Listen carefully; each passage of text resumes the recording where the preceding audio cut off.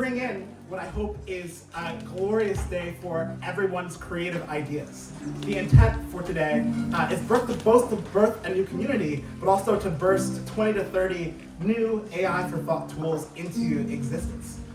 We have in our presence people with histories, some who have spent years crafting the greatest tools for thought that you and I know. So I'm stoked to be able to introduce them to you. Welcome. Let me introduce Kyle. Kyle Morris is member resident of the AGI House SF and has been co-organizing this event. Let's hear it for Kyle. Yeah, so I know everyone here wants to build, so we're gonna keep things brief. But first, want to go over why are we doing this? Jeremy Oliver from Menex, where's Oliver's there? What's up? We were sitting around and we were kind of discussing how every once in a while you find a tool that really changes the way your brain works. For me, it was finding the Roam graph, finding first time I used Notion, and then obviously with the computer, there's always tools we take for granted that have fundamentally changed how we operate. And so there's this the famous concept of Steve Jobs, the computer's a bicycle for the mind. And over 50 years since the computer mouse came out and fundamentally changed how we interact with these terminals, we made them these graphical interfaces. Now we basically have the ability to talk to computers, listen to them, they can have conversations with us and our loved ones. It's kind of weird. And what hasn't changed yet is the rate in which we have those wow moments of, wait, this is completely different. This has changed the game entirely. And so the kind of motivation of this hackathon was to break out of the traditional boundary of okay, I'm building this SaaS that does X, or I'm following Y pattern. I'm trying to fit into this existing narrative and try to be okay, given this fundamental new technology that is really sick, are there ways to create these very potentially simple changes in what it means to use a computer that accelerates the beautiful people who use computers instead of making us captive audiences that are selling attention for ads and stuff like that.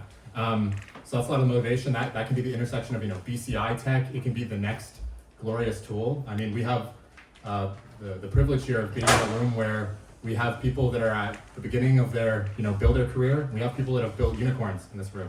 It's really sick. And yeah, that's kind of the energy. Just is basically our living room. So welcome to our home. And yeah, I'll let Jeremy go deeper into the kind of vision for what this community is turning into. And then I'll go over a bit of logistics and how things will go, and we'll jump into talks and then build. It'll be great. So yeah.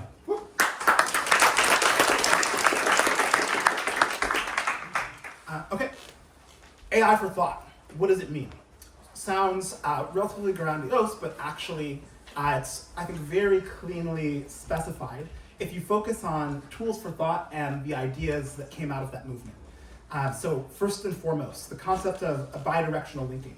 The sense that your notes can be connected to one another in a Zettelkasten and come alive as a sort of external brain or external worldview that is the way that you write your papers, that you write your books, and that automatically structures your knowledge, because as you're taking notes, you end up with all of the associative connections that are the tissue that make up your knowledge. And so you're attempting to push towards a true knowledge representation as opposed to something that is merely information. And plenty of the projects that Connor's here from Rome, you will hear about bidirectional linking and its origins. But in AI for thought, the corresponding idea is something directional linking between all relevant bits of knowledge. So what happens if you can automatically make a Zettelkasten with embedding search and make sure that any bit of knowledge that you have that's relevant or connected to existing knowledge is discovered, right? The spaced repetition system. So unfortunately, Moritz, a close friend, also a former roommate who founded Remnote, he had to cancel, he's sick today. But Remnote created a higher quality version of Anki, this spaced repetition system whose intent was to allow you to remember everything that is often lost. So we've all had the experience of talking to a friend who's been through some dramatic technical course in college and who's lost all of that knowledge. It's this tragedy that hundreds, often thousands of hours are poured into the development of skills that waste away. But the concept behind spaced repetition is that by basically having something be told to you repeatedly in an exponentially increasing amount of time, you can optimize the amount of sort of the ratio between how often you're exposed to the idea and how effectively you remember it. How can we build memory systems using ML? Well, there's sort of ML-powered search systems over personal data. So I'm sure you've all heard of Rewind. I think one of the Rewind engineers may be in the crowd, and they'll be at our next Day After Thought event. Basically, these search systems where you upload your data, like Omni, allow you to experience your personal data in real time, and these basically are memory systems or MEMXs. So there's this Vannevar Bush concept of the memory index, or the MEMX, that comprehensive system that stores all of your life experiences. And the generative and AI-powered MEMXs are going to be replicating our identities, creating versions of us that are based on our own memories, are going to basically allow us to extend our own creative capacity by taking the way that we think and generating tremendous amounts of content on the basis of those ideas. So there's some hope that these memory systems will turn into identity systems and identity profiles. Similar story with personal wikis. So I have this huge index attempting to write down my entire worldview. A lot of my friends do the same. I know Kyle's like a serious Excel-brainer, huge notion. Basically, these personal wikis are attempts to gather everything that we know and believe and refine it and improve it and remember it. And in the face of artificial intelligence, we can bring that content from those wikis into our personal experience in real time as we're working, or basically have more effective search experiences over them, or turn those personal wikis into genuine productivity tools, because now we can do our work with them. It'll pull our ideas into the work that we're doing, and it'll be as if we were working effectively. So I think you kind of get the idea that there are all of these ideas and tools for thought, mind and concept mapping, interactive learning environments. When we bring AI into these applications, there's all sorts of transformative change that comes about. Finally, I want to talk a bit about extensions of tools for thought. So how else can we adapt thought with AI in a way that was just not even imaginable using standard tools? And so I guess presently I'm just sort of demoing you this sort of omnidirectional linking system where you can highlight any content, and it is an AutoZettelkasten which discovers the relevant documents or notes that discuss an idea. Basically, this sort of concept of omnidirectional linking is an extension. The enhanced decision-making processes, the neural memory search, and the web that is totally customized to you and what you've thought and what you've read and what you've written. The generative interfaces that restructure themselves based on how you are attempting to think in a context, so that you're not limited to the interface that was created by the developers of some complex systems. So and you imagine a version of Google search which is totally adaptive to your needs, where you can request the ability to search for various options, and the front end and the back end are dynamically being programmed to do whatever it is that you'd like. Generative creativity processes, the encyclopedia, where you have this comprehensive knowledge store which is being created by AI-powered agents. All of these extensions exist, and I guess my hope is that you come up with new ideas, new extensions today, and bring some of them into existence. So overall, I'd like to christen this body of concepts as AI for thought, and declare today is the first of many hackathons and dinners and really productive experiences that we will all have, turning our incredible tools for thought into even more improved tools, and also hopefully creating a new frontier for human thought. And there's some sense that actually AI is creating some existential fear that our thought won't be valuable anymore. This is an attempt at augmenting our intelligence with artificial intelligence as well. So good luck to you all bringing some of this stuff into existence.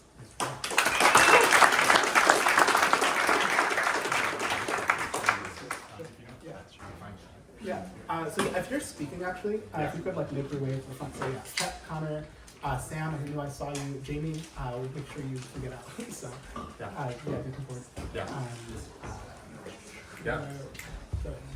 So we also have, so it's always going to keep track of people, so we have Tab. If Bobby's here, and we have more to say. Cool. Yeah. Okay, cool. And then we have Samuel, we have our sponsor from Groupa. So I'll go over logistics quick, and then, for anyone here that we talked to that's doing speaking, please line yourself up. Cool. Mind if I go over some of the shtick? Cool. So for folks that have been here before, you're like, you know how it goes, you know how we do things around here. For people that haven't been here, I want to cover some of the really important logistics. So, I guess the first thing is like, what is this place? Like AGI House SF with bold text. Like, what are we doing? Basically, I met Jeremy doing hackathons, and I lived in a house that he was running. He's run a bunch of different places. One was in like Hillsborough, which some folks know about, and there was like this glorious time where basically like Stable Diffusion had just come out, and I met Jeremy, and we were like hacking in notebooks, and like we were like, this text is going to break the world. Like, this is insane. Why is no one talking about this thing? I can generate photos that look like my friends. And then it blew up. So like we basically started getting nerds together and just basically like hacking in the most potent talent density of people that are like really on the frontier. And that's what we're doing here. We're trying to gather the people that are facilitating our transition to superintelligence. Have a lot of fun doing it. Make sure it's like a human first approach. And now, so within that, this is like one of our hackathons. We host a lot of different events. I've been recently helping with the operations, but like this is Jeremy's brainchild. So it's a big like shout out to Jeremy for making this whole community possible. And also I want to shout out, Kader, who's done just a ton of work on making sure that the ops, like my mic works, basically that we have food, which is arriving. And Rohan, who's like starting like social political movements on Twitter, and then like bringing the best people in the world here, like Gary Tan, and it's kind of insane. Like I don't even know what his stack is, but he just makes epic things happen. So Rohan, if you're here, shout out to you. Shout out to everyone who makes this community possible. Round of applause for that. So how this is working today is, we're gonna go through. We have a sponsor, which is Groupa.io. And where's the founders? Where's Groupa? Is it Samuel? How do you say your name again? Downey. Let's get it right. Cool. So I was chatting with Groupa. They're really inspired by Jeremy's work. They decided to help sponsor this. That means a lot because this house is great and it's it's grand, but a lot of this is this was just paid out of pocket by me, and others get hit by bills once in a while. So we really appreciate sponsors because we don't make any profit off this. So thanks so much for the sponsorship from Groupa. We're gonna open. Yeah, thank you.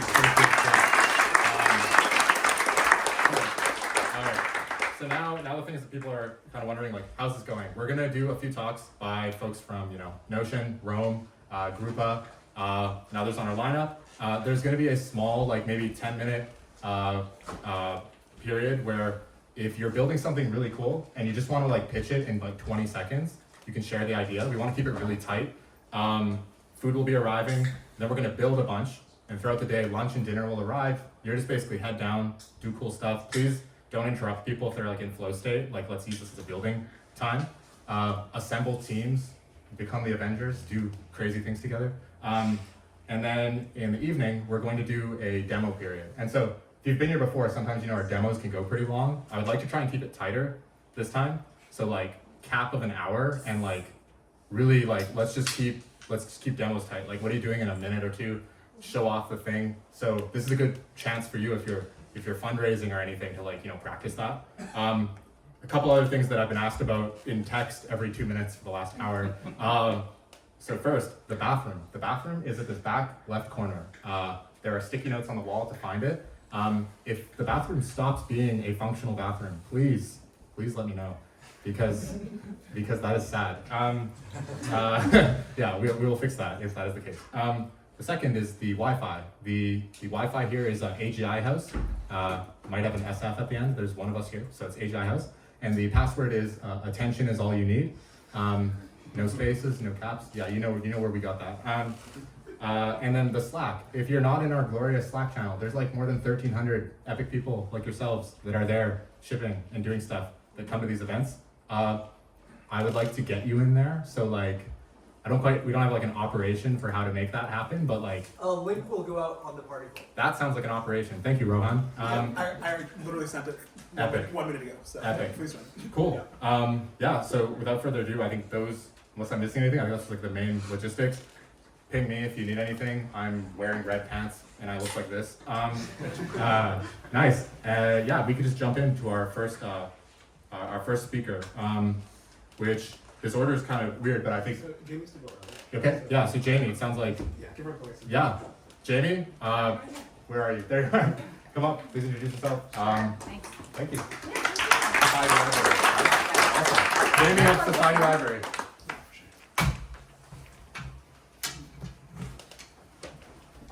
All right, well, hey everyone. I just came from a different conference, and I think someone, when did they talk to you, Jeremy? Like yesterday was like, oh, I should be a part of this? Yeah, Okay. absolutely. So here's hoping that what I'm about to say today fits into the theme, but I do think it does.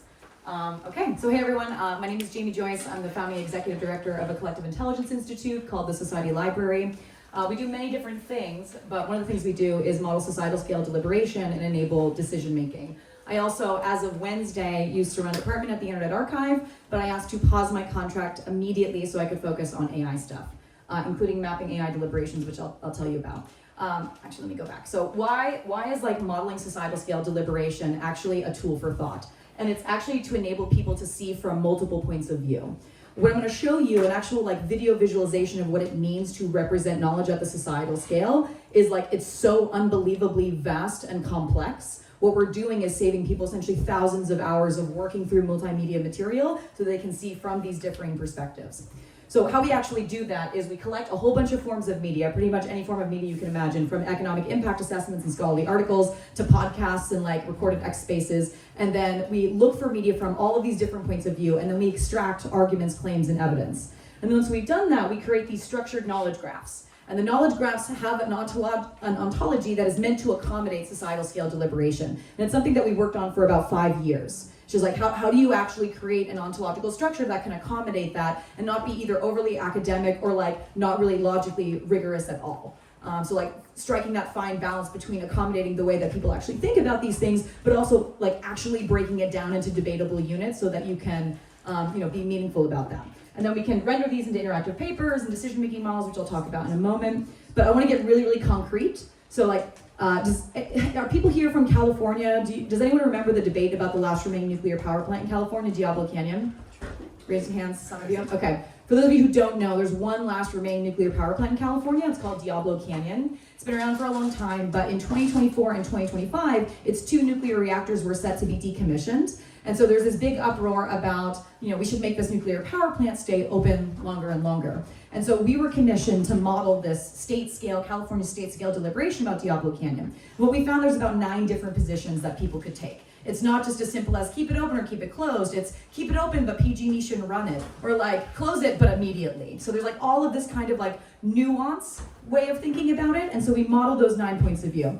And then what we did is we extract arguments, claims, and evidence from over 5,000 artifacts. And so this is an example of modeling just one tiny logical tree. So you can see like this right here, that on that second layer, that claim is market forces and financial incentives have made the Diablo Canyon nuclear power plant redundant, non-competitive, and undesirable. And you can see that like there's many, many different breakdowns of the pro and con argumentation. By level 4, like you're getting to the trend of consumer demand, but you have to break down every single aspect of consumer demand because that's such a high level, vague concept. So what are we talking about here? Are we talking about energy efficiency policies? Are we talking about community choice aggregators? Are we talking about the increase in use of solar technology in California? So it's both the process of breaking down that information, just something you can actually meaningfully debate, and then having the back and forth argumentation until you start to actually get to people arguing with data. And so this is just one 8-layer deep logical tree, but I'm hoping you'll be able to appreciate this. Our knowledge graph on Diablo Canyon is so big that we actually cannot open the entire graph at once. So this is just 3 layers of argumentation deep. And this will go on for 1:50 seconds of 2x speed, us just scrolling through it. And this isn't just stuff you scrape from Twitter. This is deduplicated, fact-checked as much as possible, steel-manned, labeled, linked, and described arguments, claims, and evidence that people have actually made. But the thing is like, I can't imagine most people walk around with all of that information in their heads. And it's in part because we only have so much time to be consuming information. Some of the information we found, we literally had to interface with technical librarians at government archives in order to surface research that the government had for decades about this nuclear power plant that are relevant today when people are arguing about environmental impact and safety. But I mean, we didn't even find links to that type of research in the news articles, and like even the activists who care obviously a lot about these issues weren't surfacing that information. So as a nonprofit, as of now, our expertise is in getting all the relevant information that you need in order to understand something and then linking all of that together. I'm not going to make you sit through this whole thing. I hope. Okay. All right. We do this to enable collective intelligence, basically. And what's really exciting is like this was our prior data processing pipeline. Diablo Canyon took about 8,000 research hours, 4 full-time humans, 2 part-time humans over the period of 8 months in order to create. So it was a completely manual process, like literally copy and paste. But what's like super exciting, and the reason why I'm pausing all my work at the Internet Archive, is that we've been making a much more elegant way of automating this with artificial intelligence. And so we've created this bottom-up and top-down process of just taking some of our data and doing some few-shot AI prompting as a sequence of unpacking the debate, and then doing arguments, claim, and evidence extraction by deconstructing artifacts, putting it into our database, and then semantically linking it. We still have some work to do in terms of like all of the different logical relationships that we accommodate, because there's over 10 different logical relationships that we have in our ontological structure. So that's just all really exciting, but should I stop now, or can I talk about AI debates? Because 2 minutes, okay. So the other thing that we're working on now, besides automating our tools with AI, is actually mapping the debates about AI, and that's one of the reasons I'm really excited to be here. We've already found there's about 841 preliminary debate categories about artificial intelligence across regulation and safety and goals, threats, risk, all of these sorts of things. So again, as a tool for thought, who here really has the time to go through graphs as big as Diablo Canyon on 841 topics? Probably not a lot of us. And there's all of these like wicked issues, like what do we even like mean when we're saying artificial intelligence? There's disambiguation that we need there. And then of course all of the tribes that we have to go and canvas. And you know, part of what differentiates the work that we do is that we extract a lot of information from artifacts, which tend to be higher quality than just dialoguing and having debates with people. But we also have to go into communities and really listen to what people say, because there is a digital divide. If you want to read an article about the 11 different positions that we detect people generally fall into about what we should do about artificial intelligence, we do have a thing on Medium. I'll just say one more thing. Okay, another thing that I just love to talk about is like when people talk about like pretty much anything, but also claims about artificial intelligence, they oftentimes like make claims like this, just kind of like very abstracted, high level. But to make something meaningfully debatable, it's like you have to break it up into an argument somewhat like this. I usually like to read this because it makes everyone laugh, but I don't want to take up too much time. So anyway, we do a whole bunch of things with this linked data, even though it seems like no one would care. A lot of people actually do, especially people in government, people who are community activists. So it's meaningful, and I guess if you want to contact me about these things, just go ahead and please reach out. Thanks so much.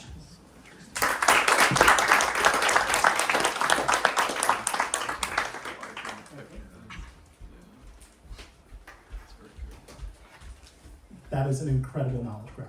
Thank you. By hand, can you imagine? What's what Santa did? Okay, Sam, here.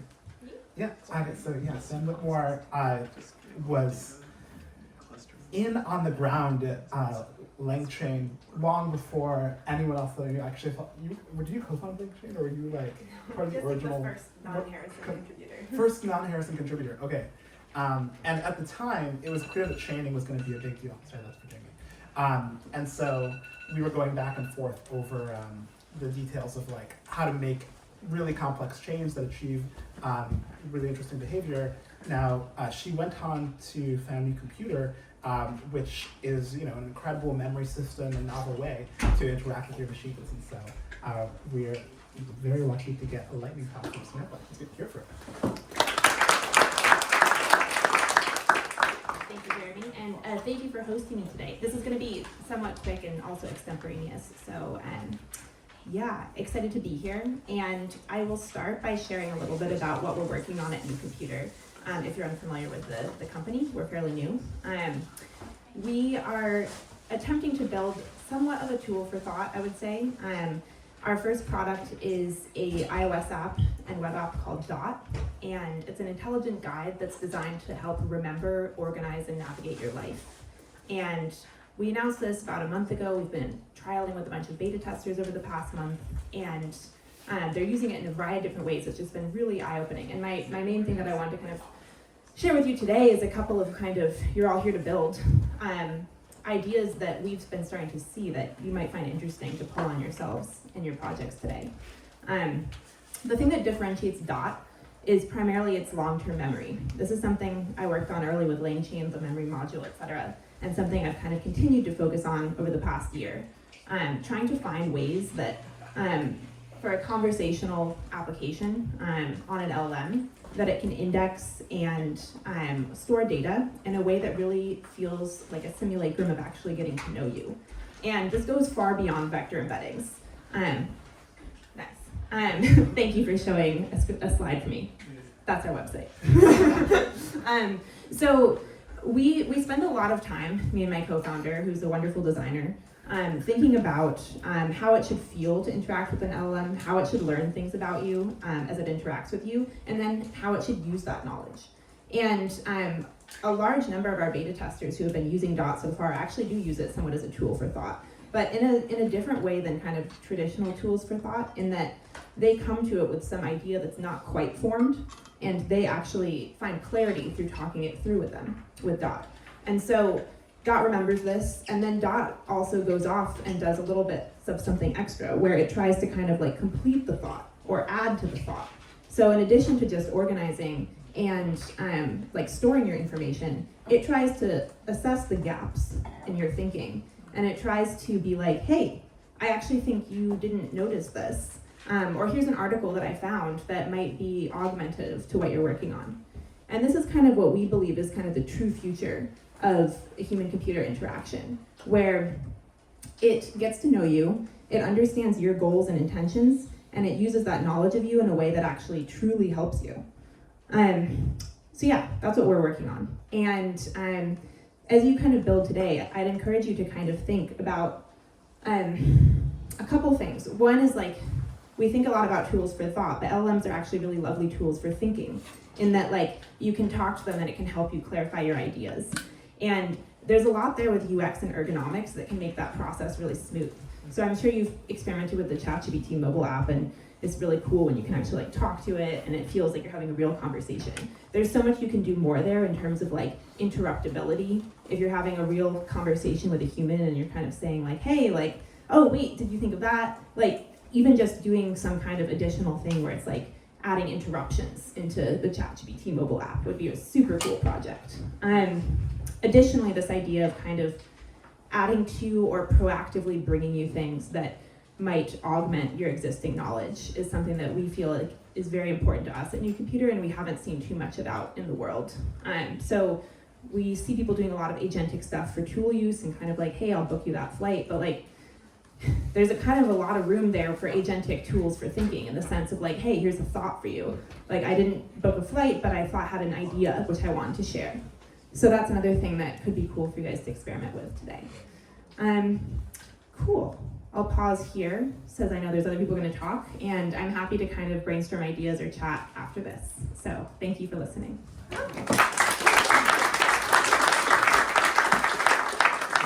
if you want, you could present the New Computer Manifesto or like about ideas, but I think actually people should implement them. So Thank you. I will present if you're. Go for it.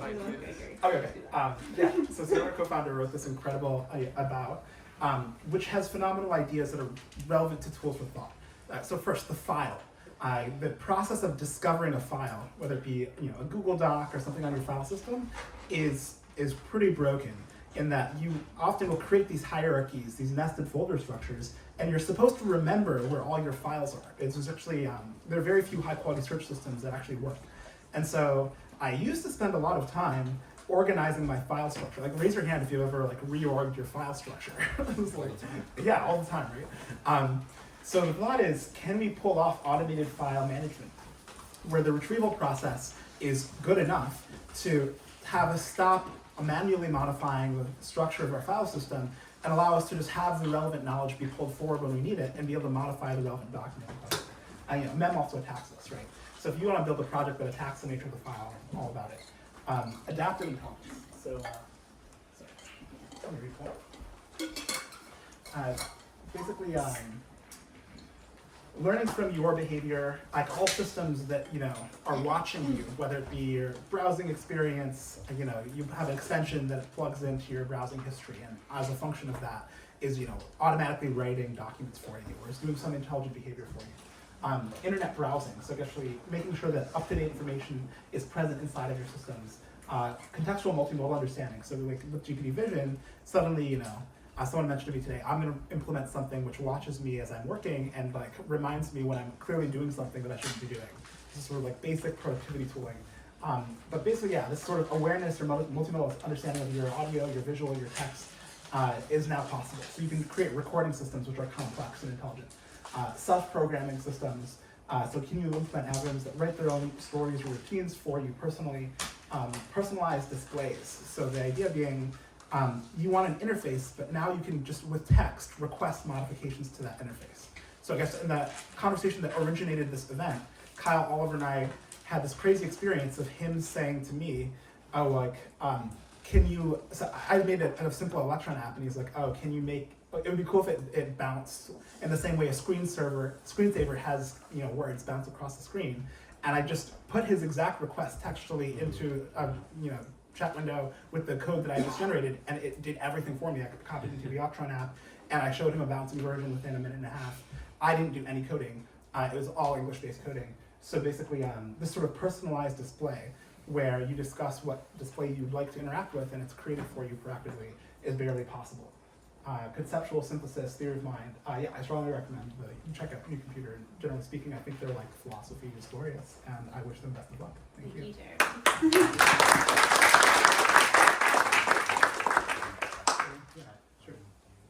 Yeah, sure. Okay, so yeah, next we have Chat Corcus. Chat is the first founding engineer at Notion, a tool I know many of you know and love. And there's a sense in which Notion is a glorious tool for thought. Kyle, I know, uses it extensively. Raise your hand if you're a heavy Notion user. Okay, well, Chat, there you go. Congratulations on the thing. Yeah, take it. I was gonna. For sure. There's Yeah, just yeah. a link in the slide. Where Mentioned you in is general. it? In general? There you go. Fittingly, Chat used Notion for his presentation. The scroll is inverted. Is what? It's inverted. Oh. Ooh. Give it a second. Give it a second. You have like 1,000 tabs. Oh, no, it's just for some reason. Okay. For something. Oh, there we go. There we go.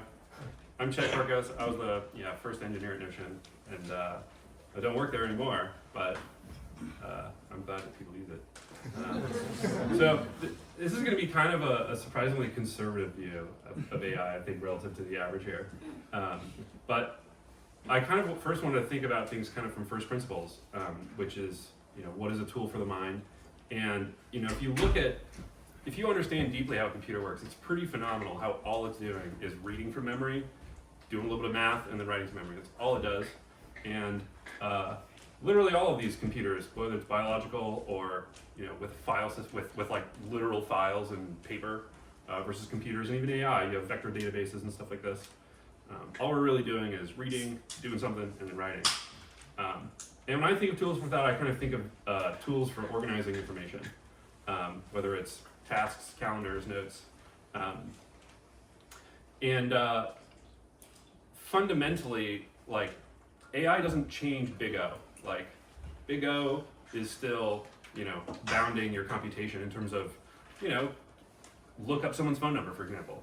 I think AI will augment a lot of compute in the stack, but I don't think it's going to replace the traditional database. Is AI going to sort a list faster than n log n? Like, not yet. Maybe it'll discover something. That'll be really cool. Maybe it'll solve P equals NP. But like, these are like the first principles physics of compute. And so when I think about like how people organize information, I split things up. There's this whole spectrum from unstructured data, which is like low effort, just throwing text in a note. Joe's phone number is something, and a lot of meaning is implicit. Like if you took notes by hand in physics class in college, right? You might highlight a theorem in green. You might put dates in the right corner, right? This isn't you filling out a form. This is like implicit information in unstructured data that you're creating. Whereas structured data takes a lot more effort. You have to like click through a form. If you've ever added a contact in Apple Contacts, it's like clicking around, and it's not as easy as just writing it out.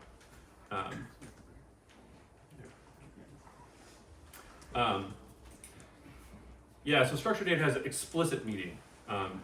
Instead of this highlight, you might have this like new definition annotation in this incredibly complicated rich text editor that no one would see.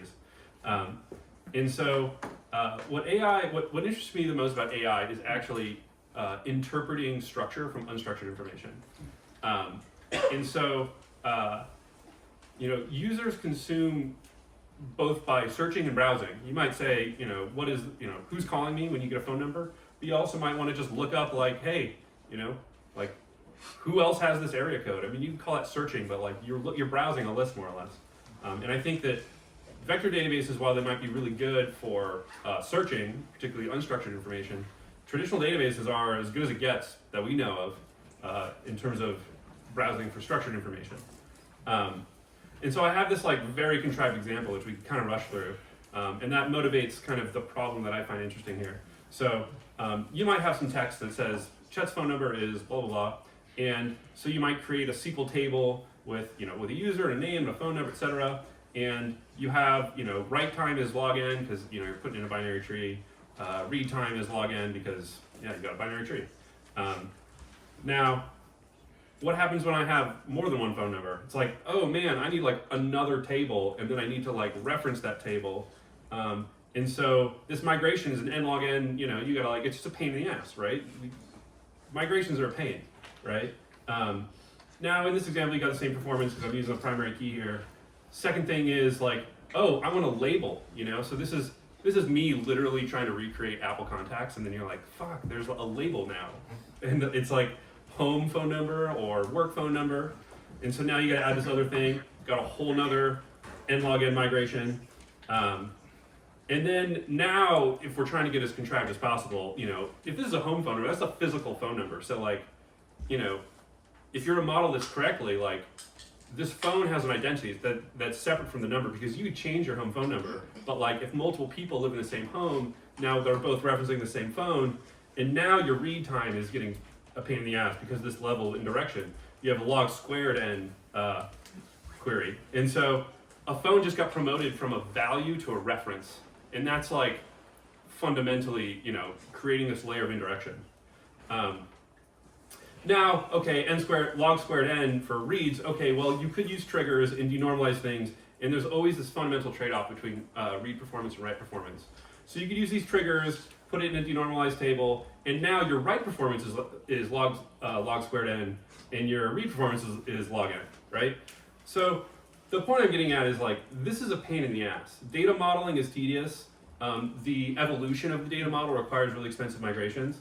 There's always a trade-off between read performance and write performance, and values become references to values is sort of this evolution. And so, as I said, going from unstructured data to structured data, that's what I think that like AI can really help with. And fundamentally, this whole domain is called ontology. And like there are literally jobs at Apple that you can get full time, and these people are called ontologists, right? And a lot of them work on Siri, because when you say stuff to Siri, Siri needs to know like, hey, how do I like traverse the data model of this arbitrary, Apple HomeKit or whatever that you have, right? And so, so it's a thing, is what I'm saying. And so, what I'm interested in is, I think vector databases and the vector math, complete analogies, that kind of, embedding world is really cool. But what I'm most interested in is how to interpret unstructured data, which is really convenient and easy to input from a user experience perspective, and actually enrich that into structured data. So yeah, I mean, here's like random links and stuff. If you guys are interested in these kinds of things, triple stores, data log, I did want to ask. So I suspect the answer, because at the end of the day, if you've messed with language models and you're like, interpret this text and then do a migration and blah blah blah, like SQL's a pain in the ass, and like language models are not that much better at it in terms of actually accomplishing your goals. And I suspect the answer is Prolog. But in Prolog, if you guys don't know, was like the OG AI wave, like back in the 90s. Like graph search everything. Yeah, exactly. And it's not just graphs, like because you could you can have like arbitrarily long relational tuples basically. But I just want to know, like, raise your hand if anyone who's built anything with Prolog in here.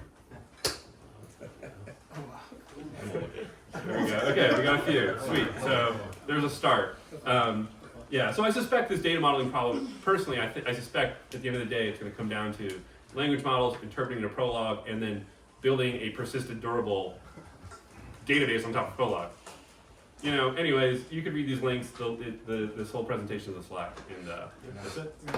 Thank you.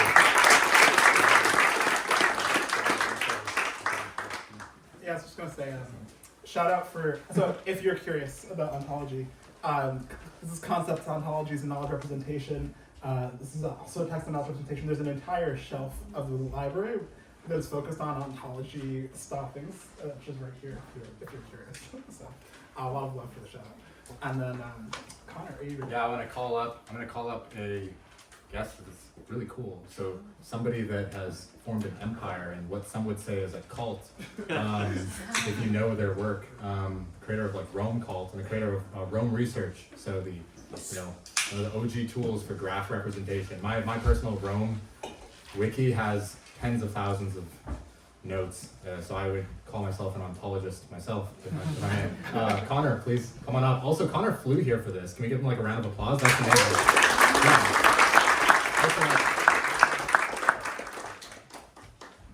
Yeah. I'm here for this and putting the last slide to talk right now. Perfect. Amazing. Yeah. Yeah, so I guess a bit more on Rome. Bidirectional linking, I think, was a huge hit for a lot of us, and for me personally, inspired the omni. Sorry? Is there a charger up here in case I can figure this out. Yeah. I can There are a get few it. chargers over there. one that's done. Do you have like more than 2 minutes? Huh? Yeah, like, I can find one. yeah, Yeah, there's, there- the one I was using is really cool. I got you. Is that awesome? I don't want to miss your talk. So I'll slow down. I will.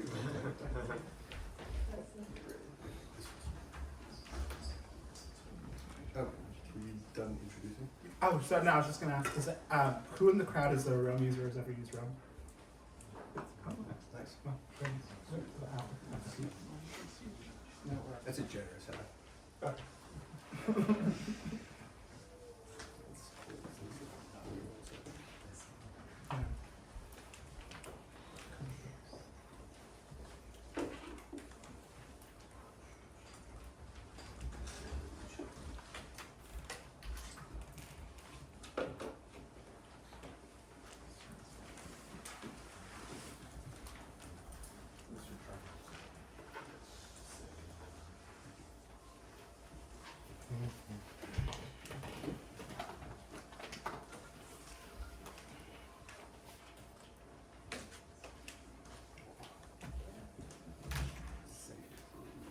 All right, have fun.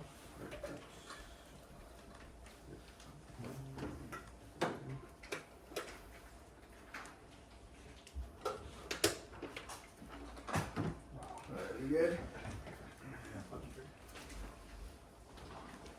Cool. Very good. All right.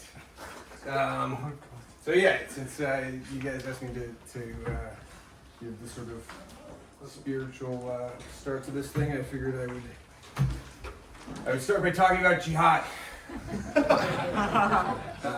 which is a beautiful concept of an inner spiritual war that is embodied in outer spiritual wars often.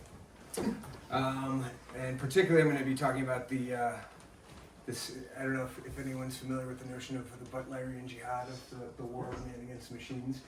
Let's see. This is not necessarily a P Doom talk. This is I liked the AI Doomer getting progressively doomier. This is stage 2, and this is how I often see myself. And then sometimes, I think I might actually look more like this. And particularly as in the last few months, I've really felt physically the acceleration isn't just going really fast, it's when things keep going faster. I don't think this is actually necessarily a bad thing. So this is the Sagrada Familia. All right, I'll make an aside. Recently, a good friend of mine and one of our first investors was claiming that he really didn't see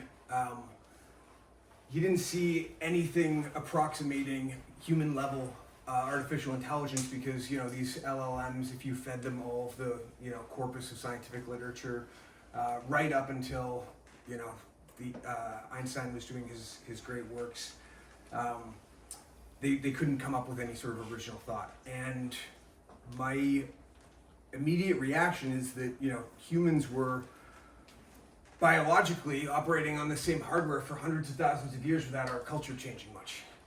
And that what we often think of as sort of towering examples of individual achievement are actually still an example of collective intelligence. The thing that makes humanity significant is not just what we do, but actually the sort of software that we're running on top of it in the form of what I'll go into, the sort of algorithms of thought, the ways that we have learned and developed of structuring our attention over time, collaborating with other people, and having these sort of iterative processes where new ideas are born. The Sagrada Familia is just a really beautiful piece of architecture. I think it's going into the 8th generation of people working on it right now. It's one of those examples of, we still are building cathedrals that the people who start working on them don't actually expect to see completed in their lifetime. It's also a pretty interesting example of scope creep, because the original Sagrada Familia that was commissioned by was actually just a single small church.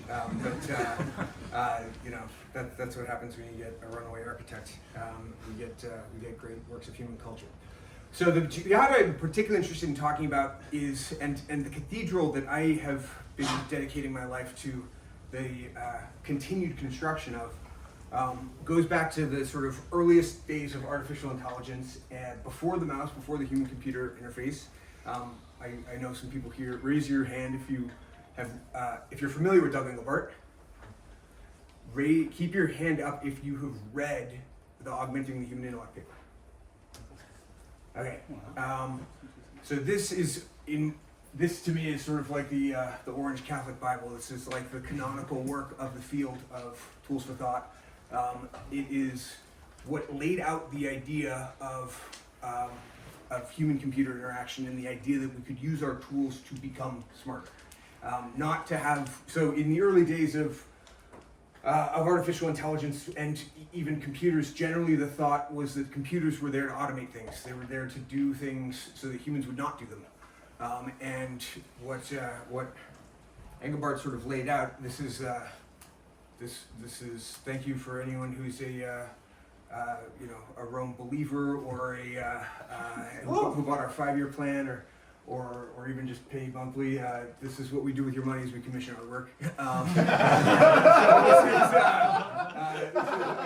We commissioned a great friend of the company to paint a whole series for us on of folks that we consider in our sort of lineage, the architects of the cathedral that we continue to be building, and this is it's always so interesting. We know, not to throw shade on you at all, Jeremy, because when I think about Rome, I never think about backlinks or photography or any of those kinds of things, because that's not really what Rome is about. I was working, that happened to be the thing that people latched to initially, but I was, I started working on Rome around 2013, and it took a while to figure out what our entry point into the market was, and how we could sort of, what would be the simplest thing that we could ship that, for a long-term goal of augmenting the human intellect and building up collective intelligence, that would be understandable to people and could give us the economic foundation to keep doing the work that we wanted to be able to do indefinitely. This is and I will, these slides aren't necessarily super well ordered yet, but the thing I'm going to be talking about is the interplay, the special iterative process that humans run of extending our cognition into the physical environment, of being able, in our essence, we are tool makers, and we don't just make physical artifacts. We also make language. We also make habits and processes. I'll go into that later. But those tools, for better or for worse, sometimes they change who we are, and that continues the process then we think about, in this new context, what is the necessary tools that we want to make. So I just wanted to start with the the opening paragraph of Augmenting the Human Intellect, where he sort of defines what the goal is. The goal is to increase the capability of man to approach a complex problem situation, to gain comprehension to suit his particular needs, and to derive solutions to his problems. Increased capability in this respect is taken to mean a mixture of the following: more rapid comprehension, better comprehension, the possibility of gaining a useful degree of comprehension in a situation that was previously too complex, speedier solutions, better solutions, and the possibility of finding solutions that previously had seemed insoluble. All right, so I touched on this before. Engelbart was most known for the mother of all demos, and I think in some ways we still haven't even, we don't have commercial products that have all the functionality of Could you zoom the slide? Sure. Yeah. I'll go into this in a bit, but this is a big, in some ways I also think this is actually where my doomerism has abated, and I see the alliance is maybe differently than others have. So to give a sort of very brief history of SRI and the Augment project, it was the second node on the ARPANET. They sort of were, the original users of what became the internet. They had a small team where they were buying their way into the future with extremely expensive pieces of hardware, but also trying to figure out the language and the methodology and the new kinds of ways of working that were different from the work culture of the Air Force who had funded them, and just generally that time.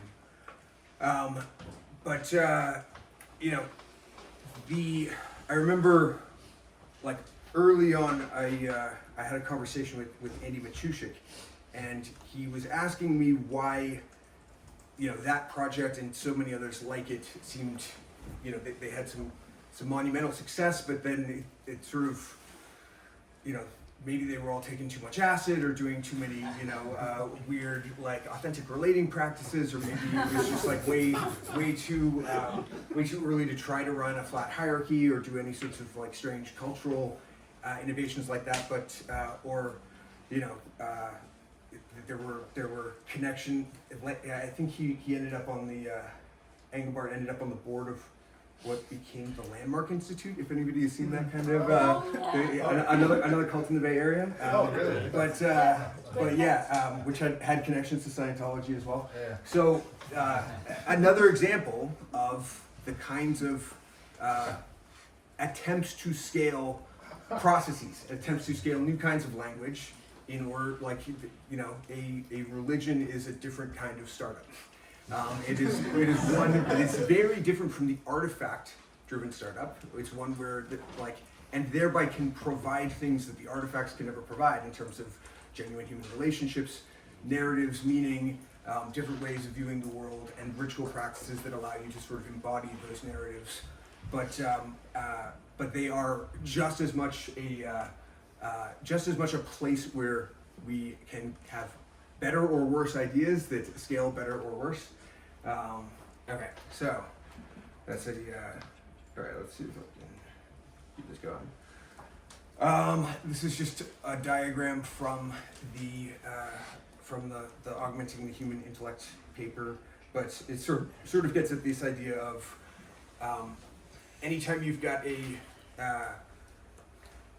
system where you're really trying to do, like, all out, how can we make this group of people as effective as possible at understanding the problems that they're facing and making good decisions, you want to be figuring out what are the skills that can be developed within that group of people, how do those skills layer on top of one another, how do tools allow for really efficient expression of those skills or like development of those skills, and you want to be changing your processes as well as changing the tool. Now, one thing that a great risk anytime you are trying to change the culture or trying to do actual anything approaching science or product development in terms of like how you run your organization. Humans are not, we talk about artificial intelligence alignment, but humans are not necessarily aligned. We're not necessarily aligned with ourselves, we're not necessarily aligned with each other,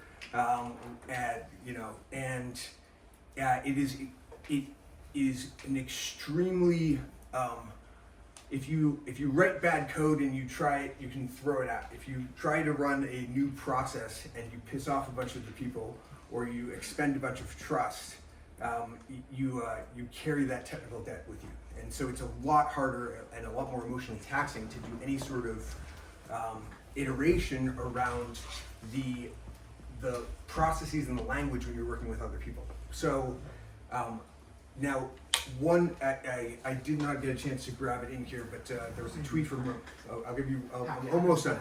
The tweet was from Rune. He said, "I hate thinking things through step by step." I'm sure some of you guys are familiar with chain of thought prompting. It is much more taxing for people to do chain of thought prompting. It does consistently lead to better results, but it also, burns a lot of glucose in your brain and can also block you off from other sorts of things. So the thing that I find to be really special and the way that I approach working with LLMs is in order to get good at any sort of skill, or in order to see if the thing that you are trying to do, if you're making measurable progress in it, you want to be able to have a really fast iteration time, and you want the ability to fail without consequences. And I think that one of the most useful ways of conceiving of LLMs is it gives everybody a rebel for being a manager. Because you realize how hard it is to specify what it is you actually want. And it allows you to sort of work on the building up a felt intuition, but also working through the and actually having a coding environment for the construction of the algorithms of attention that allow someone who's good at doing next token completion, which is kind of what I am.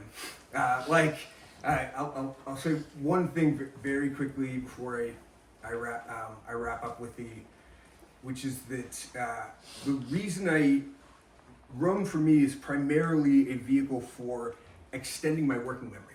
For when there are problems that I cannot fit into my head, how do I break them down so that I can focus on each individual piece, then work on ways of bringing that together, and particularly for effective allocation of expert attention. So when there are situations where you need to have, if you brought everyone in the room and everyone in even just this room tried to talk at once, there would not be any sort of efficient exchange of knowledge. The more you grow a human organization, the more you actually have to have very clear ways and again, sort of protocols for how people fit in and collaborate in order to get any sort of gains from this. So I want to give, I'll jump through a little bit.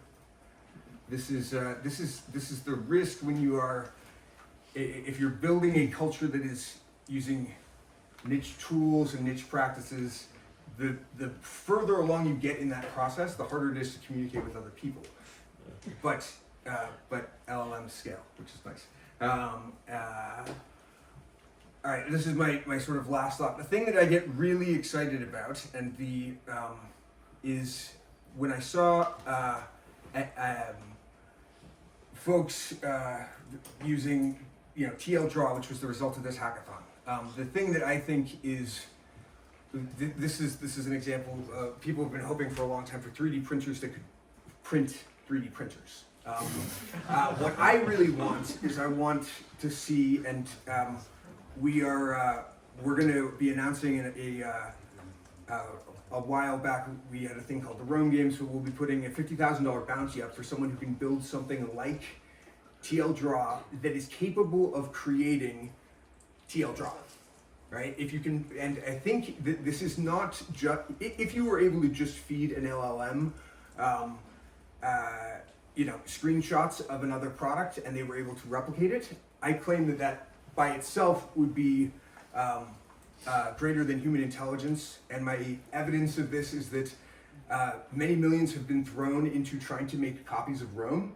And so if they have not been able to do this, then either the investors and the teams that have done this are less than human intelligence, which I think would be unfair to say, or even just making a good clone of a product is from looking at it from the outside is difficult. So I think in order to actually build a TL draw that is capable of building a better TL draw, you don't just need the sort of feedback loop. You also need to have processes and sort of algorithms of attention that are between the human and the AI that's working on it. So I want to, can I have 1 second to do my 20-second pitch?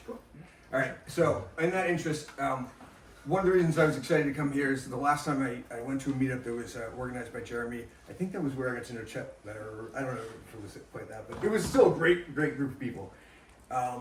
So I'm interested in trying, my belief is that right now, we're getting really close to being able to build things very quickly without as many of the prerequisites and the previous scaffolds that we built on. So I'm interested in trying to work this weekend on I haven't worked on anything except Rome in maybe over 10 years. So I'm gonna try to not even use Rome for organizing the project. I'm using another tool, and well, it's a tool that I had taken a bunch of inspiration from that has since taken a ton of inspiration from Rome. So it's actually quite a nice Rome light thing. It's called Workflow, and it's a really, I don't want to workflow. It's an amazing tool that when I was first teaching myself how to design, I tried to imitate their CSS, and that actually the fact that now we have LLMs able to or tools built on LLMs that are, anyways, all right. So here's the pitch. The pitch is this is a tool that allows for creative performance. Is this plugged up into any sort of? Maybe.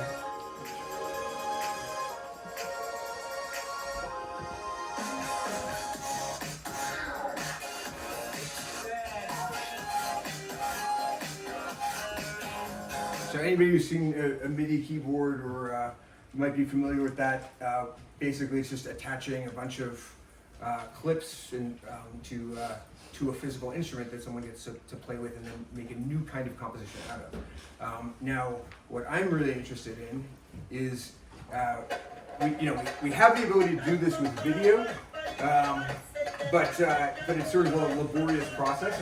What I would be really interested in seeing is could we have a very simple tool that just creates a board that you can upload short clips, or you can upload it keeps going. It keeps getting more people into it. That would allow you to, on the fly, in a sort of performative environment, mash up a bunch of different videos. And I think the reason I like this as a project for this hackathon is that I think when we're trying to write stuff with LLMs, the more there is case studies that can be very clearly documented, the more likely it is to make something that works. But what I really like about it is that there's something about having a base metaphor that we can then expand. And so if we're saying what is the live mashup music tool but applied to human narrative, I think I'm sure that there are a lot of people here who have been thinking a lot more about style transfer or creating narratives between AI characters or any of these other things. What is it to get the thing? What is it to adjust the tempo? What is it to adjust the key? What is it to adjust the? There's a lot of things that go. If we look at the foundation of something like some of the places that I tend to look for inspiration in tools of thought are adjacent domains, and I see really interesting user experience paradigms that have never been touched in the world of sort of writing that exist in things like, like Ableton Notes, right? Which is for composing musical ideas. So yeah, that's the project. That is my pitch. If anybody would like to work on that, that's what I'm going to be doing for the next 24 hours or so. And yeah, I think there's a lot of really interesting places that it could sample from. So thank you guys. I hope this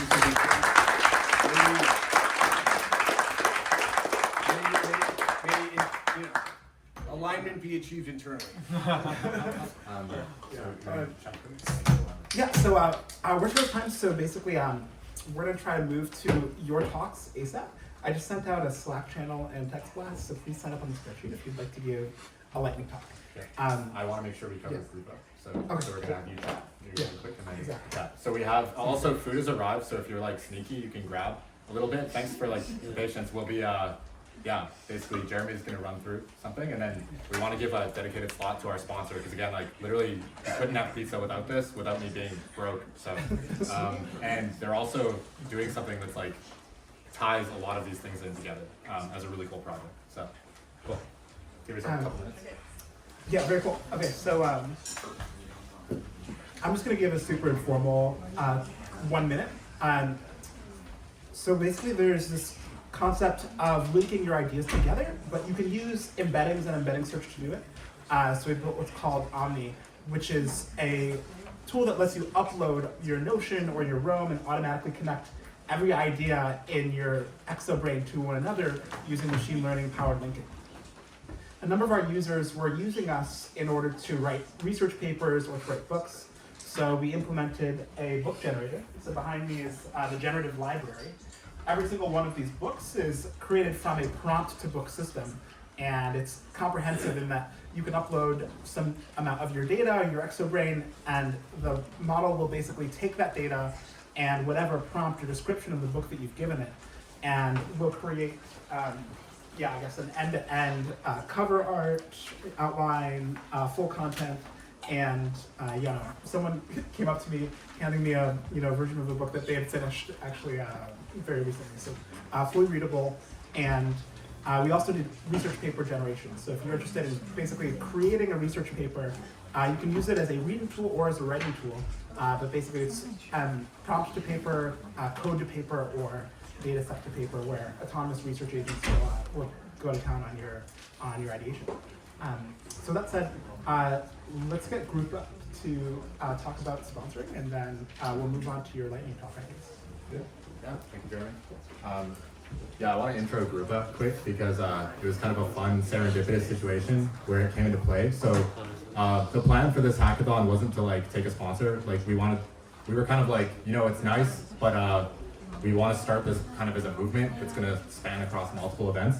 I met Samuel from Grupa, who was like really passionate about Jeremy's work, and basically we chat with them, and I was like, the degree of intensity of like passion for what they're doing, the existing distribution they already have, like basically what Samuel will talk about, they already have like a product they've been working on with a big network of VCs and like startups, and now they're approaching basically like tools for thought like head on to like leverage their workforce, and so it ties in kind of like it's like a meta project that ties in a lot of hackathon projects. And so personally, I'll be helping kind of be like a PM manager, IC, helping with this project today.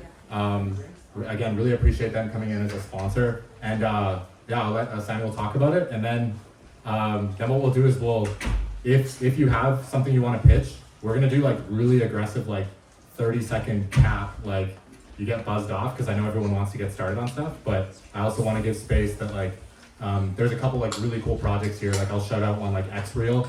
I don't know if XReal, where the founders are saying, yeah, XReal, there's like a XR, like AR type like glasses company here that has their glasses available to try. So there's a wide range of like really cool things in this, like cool projects in this room. So we will, just for brevity, limit to like 6 30-second pitches. So yeah, maybe the most ambitious come up here. But Samuel from Grupa, please.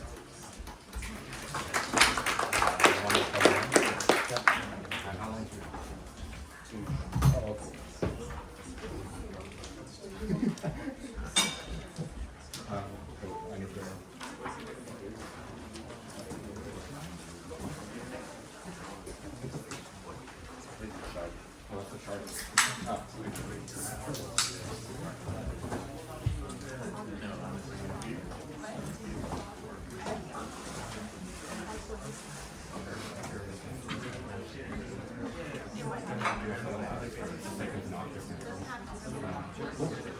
right, so the floor is yours. Everyone, please let's listen to Samuel. We're almost ready to jump in. Hi everyone. I know we're so excited to hack. I want to start by thanking Jeremy, thanking Kyle. I remember looking at Jeremy's work at another hackathon. I was so inspired. I'm so excited to be here, honestly. Today I want to talk about something I'm super passionate about. I started coding when I was 13 years old, and it just didn't make sense to me. I think we need to create a new system that enables anyone to code. There are 9 billion people in the world, only 28 million people can code. Today I want to introduce Grupo to you. We're empowering the world to build. So I know signups were broken because that code was not editable. It's now editable. So do try again to sign up for the yeah. Back to you. Thanks so much. Let's start. AI is eating software. How many of you use Copilot? GitHub Copilot, Amazon Whisper, we have like hundreds of these tools these days. The idea is to make developers faster, right? In this talk, I will argue that we can't change the world with the same perspective that we created the world with. We gotta do something different. A famous VC, Crusher, last week just tweeted this, sent a really big doc about what the future is going to look like. Today we have foundation models for code generation, we have copilots that can code, we have agents that are building some interesting stuff. In the future, we're going to go from idea to English, idea in English to software. And when I say software, I'm not talking about websites, some small bots, I'm talking about complicated, sophisticated software. I know Connor was talking about 3D printers. Imagine 3D printers that can print software. That's where I want to go to. The rate of innovation is constrained. Many of us in this room are very fortunate. Many of us can build software. A lot of startups struggle. It's very expensive. Labor is a problem. It's a huge problem. At Group, our mission is to democratize innovation. The idea is one to unlock creativity and enable anyone to build. I mean, anyone, whether you're in Pakistan, whether in India, to create the next big thing. We started by building a marketplace, the most exclusive marketplace on the planet today. We have the best engineers in Silicon Valley on this platform. And what we do is we go to VCs, like we go to YC, we go to the best VCs, and then aggregate startups, and then connect these people with these engineers, allow them to work for equity. Most of them make scratch on equity, but that is the idea. That was 1.0. Step 1 was, can we use humans to build stuff? Step 2, can we augment humans with AI? Then step 3, can we use AI to fully build? We have 1,000, actually the recent count is 1,096 engineers on the platform. We have 100 startups on our network, and we have 10 VCs in our network as well. So what is the big pain? By running this marketplace, we noticed something. Elite engineers prefer high-level stuff. Coding is laborious. They want to lead, oversee, and architect software. Not sort of like, I use the analogy of a lawyer wanting a paralegal to do the work, and they review the work. And also, startups needed speed. So the need for speed, and now we have AI, people are building faster, startups want to build 100 times faster, 10 times is not good enough. We need 2 orders of magnitude better. Basically, what are we going to do? And what are we going to do in this hackathon? This is the idea, simple. AI coding, engineers overseeing, this is how we build better product faster. The unique insight we have is humans alone can't scale. If you aggregate Upwork, TopTal, and all the marketplaces combined market value of all the marketplaces for labor combined is no more than 50 billion. The problem is humans can't scale. On the other side, AI alone can't scale. I know many of you know AI trying to generate code, do websites from React to, I just call it bullshit, I'm sorry guys, but that's the way I feel, right? AI alone can't scale because you need human creativity So I think a better world is creating a system that is unattainable by either or both. So AI coding, engineers overseeing, this is how we create better products. So we want to make every engineer an engineering manager. That way you can support startups at scale. And I want to be very clear about the vision we're pioneering here. We call it autonomous software creation. That's the future we have. The first step is this way, but the next step is, see, how many of you rode in cruise? Waymo. Waymo started with humans driving, but the idea was fundamental. We're going to use humans until we get to when these cars can drive themselves. And right now they have like new interfaces where they still have like drivers in the loop, but they're not physically driving. They're just having these tools to sort of guide the system. How should it work? We've done a very small prototype, but this is the idea. You describe what you want to build. So the idea is to integrate with Asana, Notion, Jira, and all those tools you have. Next step is you connect to your source code. So we don't want to address people who want to go from idea to software. We want to start with people who already have MVPs. So think of yourself as a YC startup. You go into YC with an MVP, and you suddenly have to be rolling out features every week. And that's how intense YC can be sometimes. I know that because we serve YC startups, and a lot of our friends are YC. The challenge is, how do you rapidly iterate, right? Features from customers back to software and keep rolling out in that order. So initially, this is going to start like a rapid iteration system, and then we get to top down where people can just go from idea pure to full software.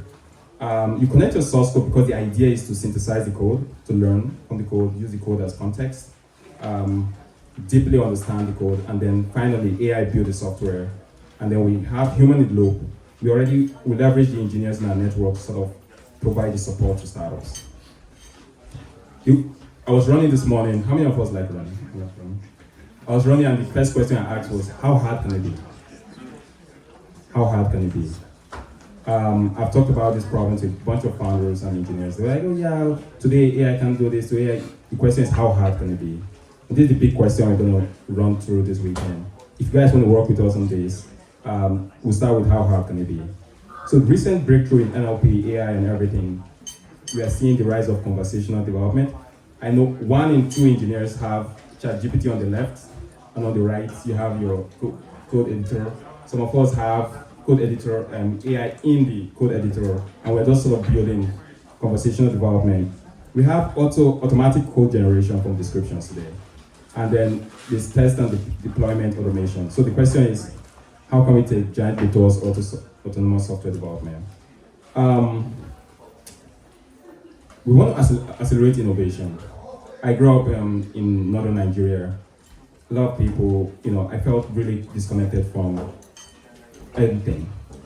Your ability to create and learn how to code gave me the power to create and change the world. I want the same power to be given to anyone, but they don't need to go through the same stress and hustle I had to do to learn how to code. We have 28 million people out of 8 billion people that can code. How can we get to 3 billion people? I believe in the power of autonomous software creation to change the world. For me, this is the world that we can build, and this is the world we must build. The entire Grouper team is dedicated to creating this future. So invent this future with us. Thank you so much, guys.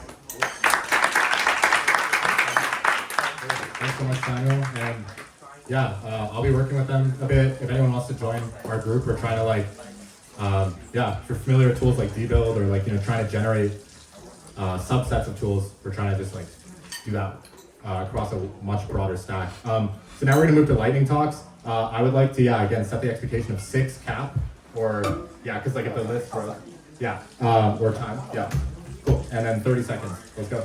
Jeremy, Okay, Rob, where are you? Get up here, man. By the way, Rob is a legend in Tools for Thought, but he will be pitching dynamic embedded strategies.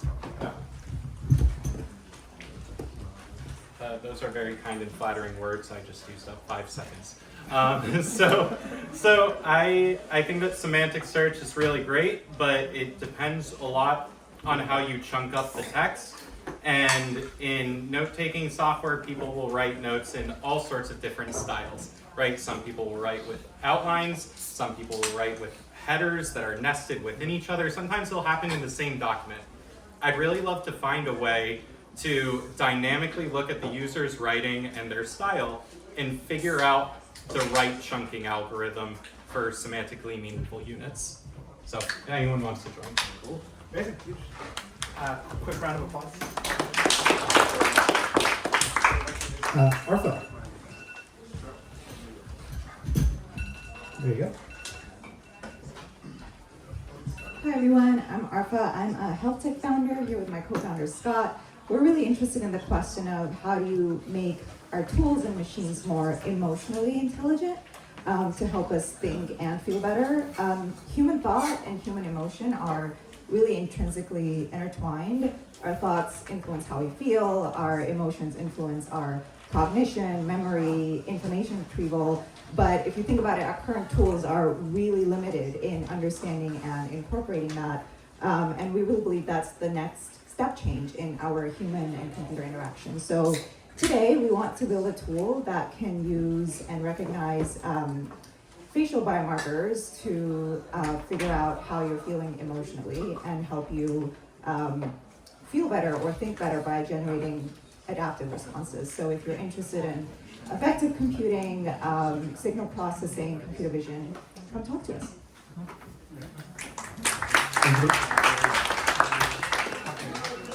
So Eric. Eric. Tree chat. Eric. Hello. Hello.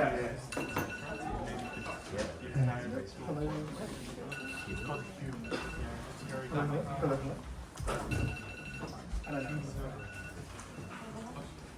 You might have to just project because Yeah. do your best. All right. Hey everybody. Excited to see the frontier of knowledge management and outliners and tree structures. For this hackathon, particularly focused on communications. So you might be familiar with A9 from Max Krieger or Murat on Twitter, doing some cool communications stuff. So excited to meet designers and people who are interested in a new Slack, a new Discord that's bottom up, kind of going from unstructured to structured and back. So feel free to reach out.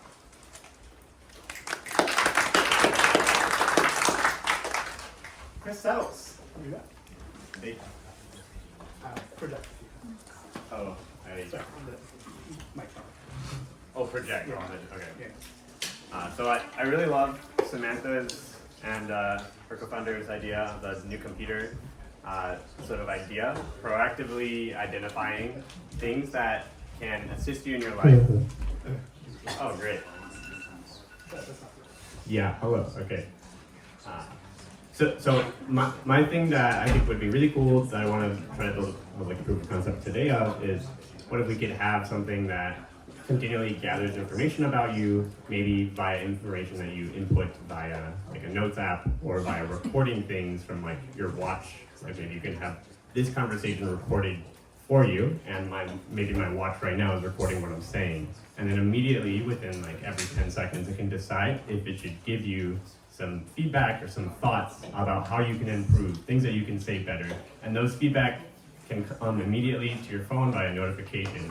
And then it can automatically give you sort of unsolicited feedback ahead of time to tell you things that can help you improve. And so I'm interested in sort of trying to build this proof of concept end-to-end via input data, storing all this knowledge in a DB somewhere, and then having it be retrieved at a regular occurrence to give you advice and feedback and ideas. Let me know if you want to work.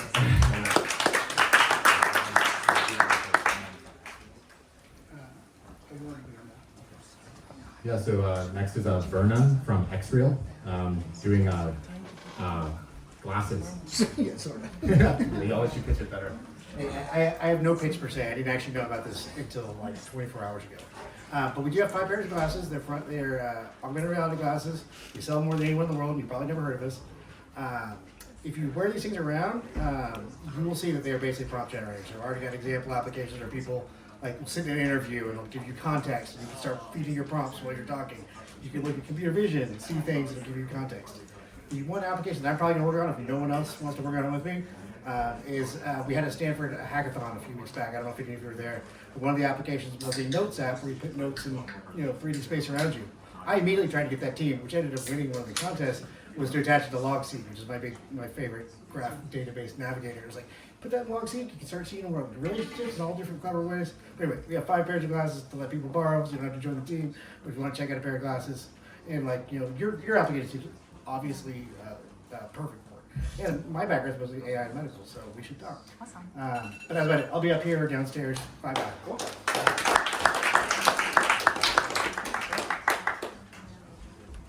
Okay, so I'm up next. If you would like to work with me, I'm going to create something akin to the generative web. The idea is very simple. It'll be a lightweight Chrome extension. The extension will look at your web page and use the web page as light inspiration alongside with whatever you choose to provide the model to totally rewrite the web. And so your Twitter can be styled with Nietzsche in his most grandiose form. Your emails can all come to you with the loving adoration of your best friend, or it can really become whatever you want. And the idea is if you upload a lot of data, then the model, which is basically doing search over that data, can bring your own thoughts and ideation into your web reading experience. And so it's the generative web. You'll basically give it an OpenAI key, and it will rewrite the web in the face of a prompt that you choose. Cool.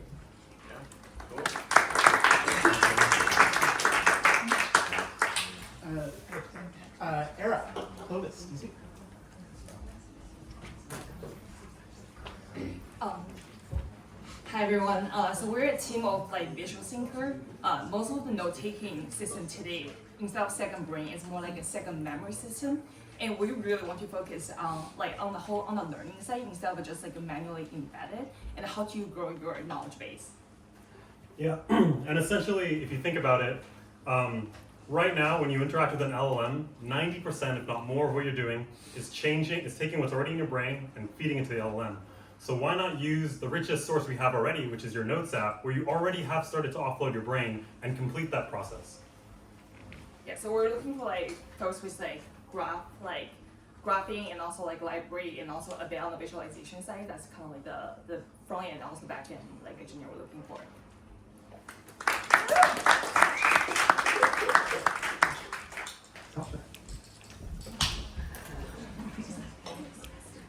Hi, so I have a terrible, I don't have, every day when I wake up, I don't know what to work on. And so I have a lot of ideas, and a lot of ideas have dependencies on each other.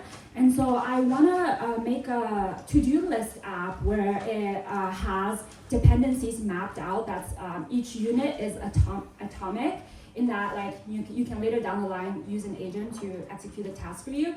But I want a tree where the parents' nodes are the blocking node that you have to finish before you finish the next task. And so in the beginning of the day, you just get presented with all the root nodes of each tree, and then you can map them, perhaps with the help of LLM, on the urgent importance graph to figure out what to work on as the first task. So if you're interested in working on this, I'm going to be using React Flow, which is a really amazing tool. Let me know. Okay, cool. Yeah, I love this concept of what is the AI agent-powered product management software.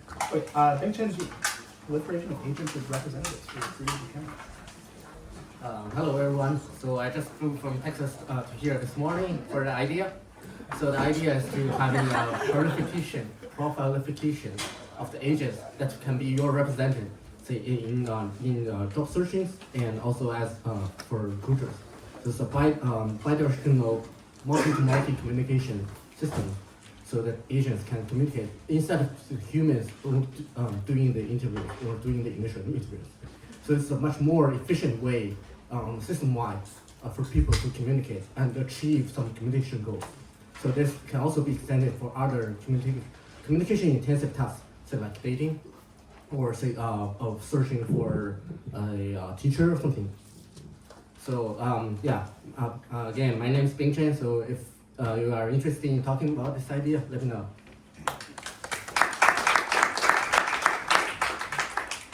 Raj, ready? Strengthening image watermarking.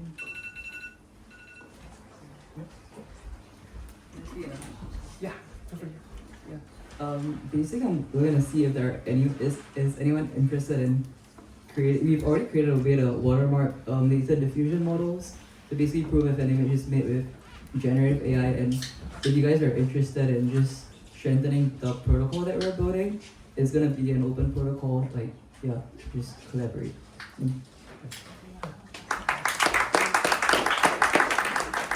Yeah, so for that idea.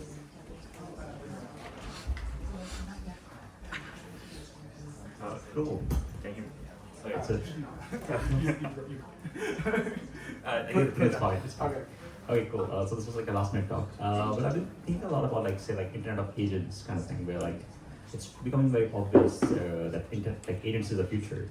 So we think what's next after personal computing? It's gonna be like personal sort of like agents, where they act as like a middleware between you and any sort of interaction you do with the internet or the world.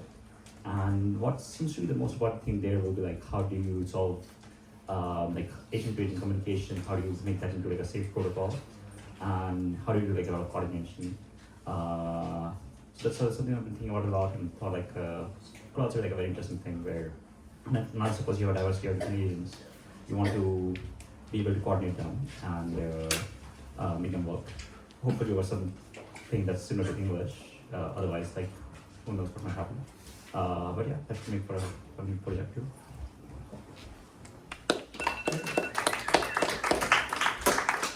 Okay, and that is our.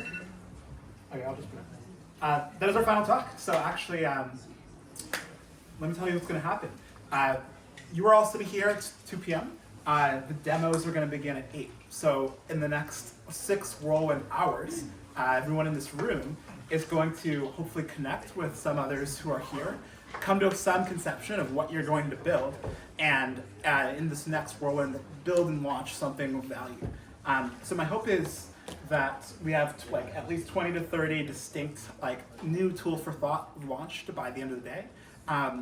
Basically, feel free to chat. In about 20 or 30 minutes, we'll come around and figure out what everyone's working on and who everyone's working with.